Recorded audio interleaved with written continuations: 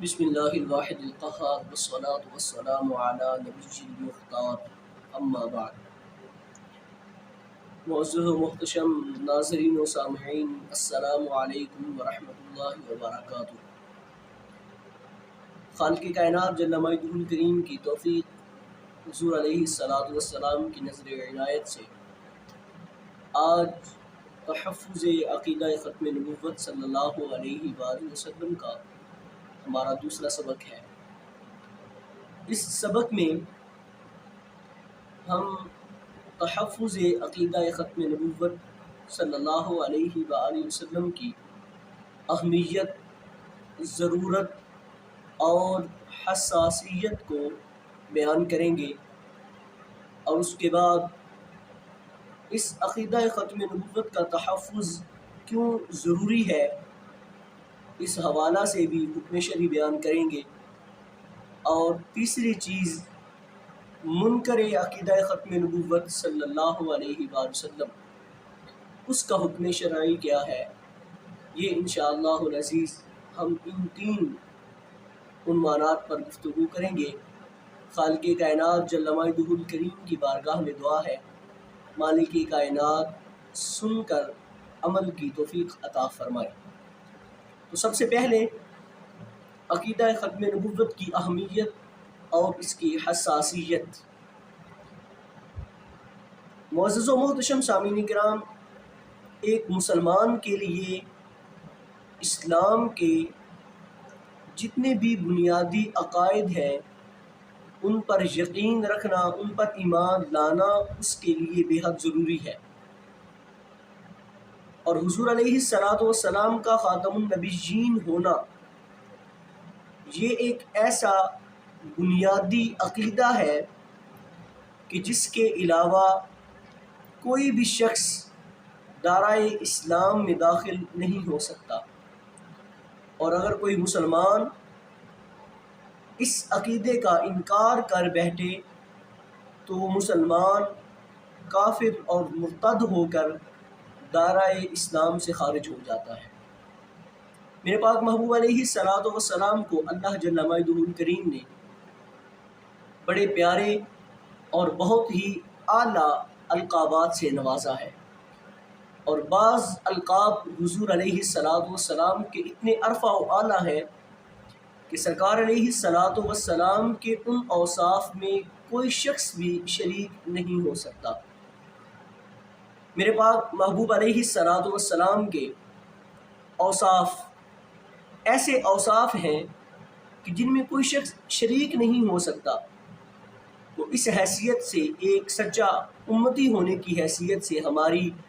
یہ غیرت ایمانی کا تقاضا ہے کہ وہ اوصاف کہ جو خاص طور پر میرے محبوب علیہ الصلاۃ والسلام کے ساتھ خاص ہے، ان پر تحریفی نگاہ رکھنے والے اور جو دوسرے لوگ ہیں کہ حضور علیہ الصلاۃ والسلام کی اس وصف خاص کی عظمت کو مجروح کرنے والے لوگ، ان کا انشاءاللہ العزیز ہم قیامت تک رد کرتے رہیں گے۔ یہ ایک سچا امتی اور ایمانت اور غیرت ایمانی کا یہ ہمارا تقاضا ہے۔ میرے محبوب علیہ الصلاۃ والسلام،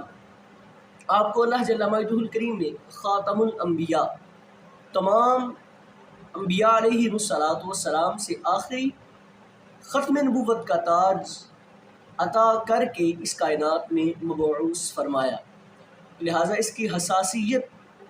اس معاملہ کی، اس عقیدہ کی حساسیت اتنی ہے کہ کوئی شخص اگر انکار کر بیٹھے تو وہ شخص دائرۂ اسلام سے خارج ہو جاتا ہے، اور جتنی دیر تک کوئی شخص اس کا اقرار نہ کرے، اس پر یقین نہ رکھے، اس کو اپنے سچے دل سے نہ مانے، اتنی دیر تک کوئی بھی بندہ دائرۂ اسلام میں داخل نہیں ہو سکتا۔ یہ اس کی اتنی اہمیت اور اتنی حساسیت ہے۔ نمبر 2، دوسری چیز کہ تحفظ عقیدہ ختم نبوت صلی اللہ علیہ وآلہ وسلم کیوں ضروری ہے، تو وہ اس لیے ضروری ہے، یہ بات تھوڑی سمجھنے والی ہے کہ جو بھی شخص ہے اس کی خوبیاں اس کے کچھ اوصاف ہوتے ہیں، تو وہ اوصاف اور خوبیاں دو طرح کی ہوتی ہیں۔ ایک تو ایسے اوصاف اور خوبیاں ہوتی ہیں کہ جو اس شخص کے علاوہ دوسرے شخص میں بھی پائی جائیں، جیسا کہ کوئی شخص بہادر ہے تو بہادری صرف اس میں ہی محفوظ نہیں، صرف اس میں ہی بند نہیں، بلکہ اس کے علاوہ اور بھی دو بہادر ہیں، تو یہ اس کا وصف عام ہے۔ اور دوسرا وصف وہ ہے وصف خاص۔ تو وصف خاص وہ وصف ہوتا ہے کہ جو اس کے علاوہ کسی اور میں بالکل ہی نہ پایا جائے، جس طرح کہ میرے محبوب علیہ الصلوۃ والسلام کا رحمت للعالمین ہونا، حضور علیہ الصلوۃ والسلام کا خاتم النبیین ہونا، میرے پاک محبوب علیہ الصلوۃ والسلام کے یہ اوصاف ایسے اوصاف ہیں کہ جو صرف اور صرف سرکار علیہ الصلوۃ والسلام کی ذات کے ساتھ ہی خاص ہیں۔ اور وہ شخص جو ان اوصاف کو کہ جن کا تعلق سرکار علیہ الصلوۃ والسلام کی ذات پاک سے ہے، ان اوصاف کو اگر کسی اور کے لیے سمجھے یا کسی اور کو اس میں شریک جانے تو وہ شخص گمراہ اور کافر ہو جاتا ہے۔ حضور صدر الشریعہ مفتی امجد علی اعظمی علیہ رحمت الرحمن آپ ارشاد فرماتے ہیں کہ محال ہے، ناممکن ہے کہ کوئی بھی شخص میرے محبوب علیہ الصلوۃ والسلام کا مثل ہو، اور وہ شخص جو کسی خاص وصف کو، جو سرکار علیہ الصلوۃ والسلام کے اوصاف ہیں، خاص وصف کو کسی دوسرے شخص کے لیے مانے تو وہ شخص گمراہ اور کافر ہو جاتا ہے۔ یہ ہمارے بزرگوں نے اس پر فتویٰ دیا ہوا ہے، ہمارے علماء نے اس بات کی پوری تحقیق کی ہے کہ جتنے بھی اوصاف ہیں جو سرکار علیہ الصلوۃ والسلام کی ذات اقدس کے ساتھ خاص ہیں، اگر کوئی شخص ان اوصاف خاصہ میں کسی اور کو شریک مانے گا تو وہ دائرہ اسلام سے خارج ہو جائے گا، وہ گمراہ اور مرتد اور وہ کافر ہو جائے گا،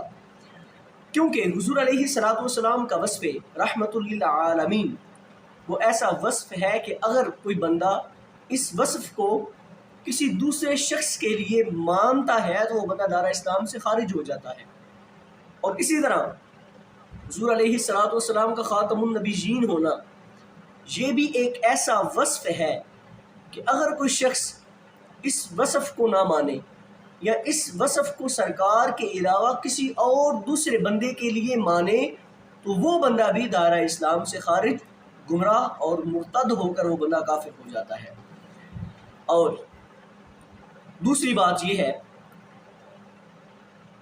کہ حضور علیہ الصلوۃ والسلام کے اس وصف خاص یعنی خاتم النبیین کو تو مانتا ہے، لیکن اس کا معنی، اس کا مفہوم شرعی، حقیقی مفہوم، اجماعی مفہوم، وہ اس کو تبدیل کر کے بیان کرتا ہے، اور وہ ایسا معنی ہے جو ناقابل قبول اور بالکل باطل عقیدہ ہے، باطل معنی اور مفہوم وہ بیان کر رہا ہے۔ یاد رکھیے یہ قادیانی لوگ ہمارے پیارے آقا و مولا جان کائنات، فخر کائنات مصطفیٰ کریم صلی اللہ علیہ وآلہ وسلم آپ کے اس خاص وصف خاتم النبیین، اس کا ایسا ناقابل قبول اور باطل معنی بیان کر کے لوگوں کو گمراہ کرنے کی کوشش کرتے ہیں، لیکن اللہ جل مجدہ الکریم کی توفیق اور حضور علیہ الصلوۃ والسلام کی نظر عنایت سے ہم اس آپ کے خاص وصف کا جو حقیقی اور اجماعی معنی ہے اس پر ہم انشاءاللہ العزیز ہر وقت پہرا دیتے رہیں گے۔ سب سے پہلا پہرا تائیدار صداقت، افضل البشر بعد الانبیاء بالتحقیق، حضرت سیدنا صدیق اکبر رضی اللہ تعالی عنہ آپ نے دیا، اور آپ کی ذات اقدس کے بعد زمانہ در زمانہ ہمارے بزرگوں نے اس پر پہرا دیا۔ بحمدہ تعالی آج ہم انہی بزرگوں کی نسلوں سے، انہی بزرگوں کی اولادیں سرکار علیہ الصلوۃ والسلام کے اس خاص وصف کے حقیقی اور اجماعی اور شرعی معنی پر پہرا دے رہے ہیں، اور انشاءاللہ العزیز جب تک ہمارے جسم میں جان ہے، ہماری سانسیں چل رہی ہیں، خالق کائنات جل مجدہ الکریم ہمیں اس جو حضور علیہ الصلوۃ والسلام کا وصف خاص ہے اس پر پہرا دینے کی توفیق عطا فرمائے، اور آخری دم تک ہم یہ للکارتے رہیں گے، آوازیں بلند کرتے رہیں گے سرکار علیہ الصلوۃ والسلام کے در کے گدا اور سگ ہونے کی حیثیت سے کہ کتا پاک رسول اللہ دا بھونکے شور مچاوے، ناموس رسالت گلشن وچ کوئی سور نہ پھیرا پاوے۔ تو حضور علیہ الصلوۃ والسلام کے در کے گدا اور سگ ہونے کی حیثیت سے ہم انشاءاللہ العزیز، ہم بھی اور ہماری نسلیں بھی قیامت تک انشاءاللہ العزیز سرکار علیہ الصلوۃ والسلام کے اس وصف خاص کا جو حقیقی اور شرعی اجماعی معنی ہے اس پر انشاءاللہ العزیز ہم پیرا دیتے رہیں گے۔ اور تیسری چیز کہ منکر عقیدہ ختم نبوت اس کا حکم، جو شخص حضور علیہ الصلوۃ والسلام کی ظاہری زندگی یا میرے پاک محبوب علیہ الصلوۃ والسلام کے ظاہری وصال مبارک کے بعد یہ سمجھے کہ حضور علیہ الصلوۃ والسلام کے بعد بھی کسی کو نبوت مل سکتی ہے، یا اس کو جائز سمجھے، یا کسی نبی کے ہونے کا گمان کرے، یا کسی نبی کے ہونے کا معمولی سا بھی احتمال رکھے، تو وہ شخص دائرہ اسلام سے خارج ہو جاتا ہے اور وہ کافر ہو جاتا ہے۔ حضرت علامہ زین الدین ابن نجیم علیہ رحمۃ الرحمن الاشباح والنظائر اس میں بیان فرماتے ہیں کہ اذا لم یعرف ان محمدا صلی اللہ علیہ وسلم آخر الانبیاء فلیس بمسلم، آپ ارشاد فرماتے ہیں کہ وہ بندہ کہ جو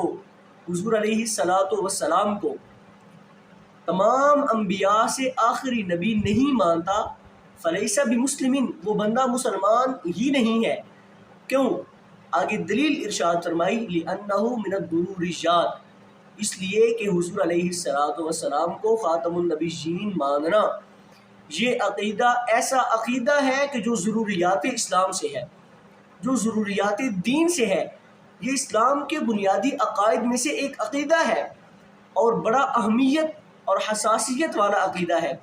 اگر کوئی شخص اس عقیدہ کو نہیں مانتا تو وہ بندہ اس وقت تک مسلمان ہی نہیں ہو سکتا جب تک وہ سرکار علیہ الصلوۃ والسلام کے اس وصف خاص کو مان نہیں لیتا، دل و جان سے اس پر یقین نہیں کر لیتا۔ اور دوسرا معنی ملا علی قاری حنفی علیہ رحمۃ الرحمن شرح فقہ اکبر میں آپ نے بیان فرمایا کہ دعوی نبوتی بعد نبی جینا صلی اللہ علیہ وسلم، آپ ارشاد فرماتے ہیں کہ وہ بندہ کہ جو حضور علیہ الصلوۃ والسلام کے بعد نبوت کا دعویٰ کرنے والا ہے، کفر بالاجماع، وہ بندہ بالاجماع کافر ہے۔ تو آج کی اس گفتگو کا خلاصہ یہی ہے کہ میرے محبوب علیہ الصلوۃ والسلام کی عقیدہ ختم نبوت صلی اللہ علیہ وسلم، اس کی اہمیت اتنی ضروری ہے اور اتنا حساس مسئلہ ہے کہ اگر کوئی شخص یہ عقیدہ نہیں رکھتا تو وہ دائرہ اسلام سے خارج ہو جاتا ہے۔ اور دوسرا کہ حضور علیہ الصلوۃ والسلام کی ختم نبوت کا تحفظ، عقیدہ ختم نبوت کا تحفظ وہ اس لیے ضروری ہے چونکہ آج کل ایک فتنہ پرور گروہ قادیانیت، یہ لوگ خاتم النبیین کا معنی بدل کر لوگوں کے سامنے بیان کر کے لوگوں کو گمراہ کرتے ہیں، تو اس لیے یہ اس کا تحفظ بھی بہت ضروری ہے۔ اور تیسری چیز کہ جو عقیدہ ختم نبوت صلی اللہ علیہ وسلم کے منکر ہیں ان کا حکم شرعی یہی ہے کہ اگر بندہ کوئی سرکار علیہ الصلوۃ والسلام کے عقیدہ ختم نبوت صلی اللہ علیہ وسلم کا انکار کرتا ہے تو وہ بندہ دائرہ اسلام سے خارج ہو جاتا ہے۔ انشاءاللہ العزیز اگلے جو اسباق ہوں گے ان میں قادیانیت کے اعتراضات اور ان کے ساتھ قرآن و سنت کی روشنی میں انشاءاللہ العزیز جواب بھی عرض کیے جائیں گے۔ دعا ہے رب خالق کائنات جل مجدہ الکریم ہمیں عمل کی توفیق عطا فرمائے۔